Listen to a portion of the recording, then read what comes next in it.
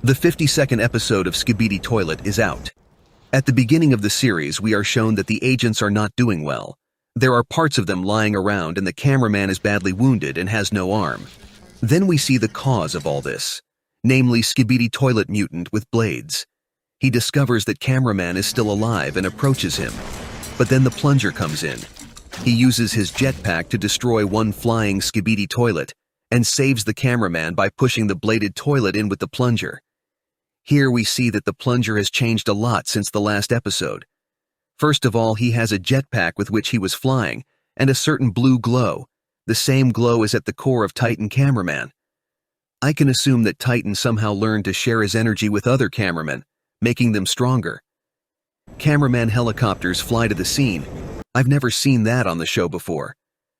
Probably the cameraman scientists and helicopters are one of their inventions, which I was talking about when I made the theory that they're developing something for the regular agents. The helicopters fly up, but a Skibidi toilet appears and tries to stop them from landing. But suddenly Titan the cameraman appears and destroys it. Apparently Titan is covering some kind of cameraman mission. And what kind of mission will be revealed soon. By the way, there's one poster that says, "Your real enemy is."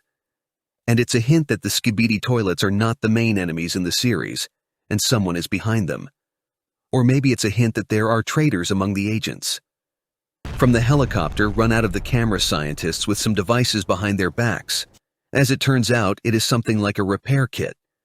This continues my theory that the agents are repairing other victims for the sake of something bigger, which is the mission that Titan cameras are covering.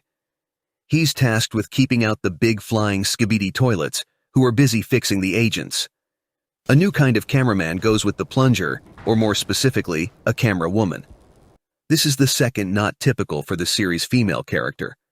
Of course, we were shown before in female characters, but it is the new female characters are quite unusual, by the way she did not come out of the helicopter and walked down the street alone. Although there are Skibidi toilets walking and flying around, apparently she is not afraid of them, and a little later we will be shown why.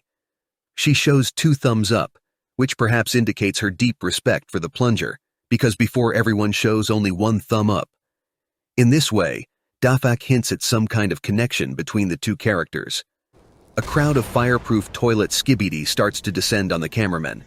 The Plunger is about to confront them, but Camerawoman starts calculating something with her camera, and then goes into combat mode and shoots all the toilets with some kind of darts exactly in the forehead. Before the Plunger reaches them, even the flying Skibidi gets darted, but already in the eyes and falls over. The Plunger turns around and shows approval to the Camerawoman. That's the end of the episode. Let's move on to theories and my musings. First of all, what kind of weapon does Camerawoman have? It looks to me like a non-lethal weapon, meaning she doesn't kill the Skibidi toilets, only puts them to sleep. The darts contain some sort of substance or technology that puts them to sleep.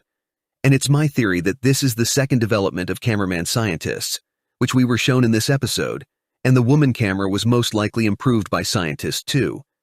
The only downside of this dart is that it's only enough for regular Skibidi toilets, or rather regular-sized Skibidi. The dart will not work on a big flying Skibidi toilets. That's why the Camerawoman shot him in the eyes to blind him and he fell down.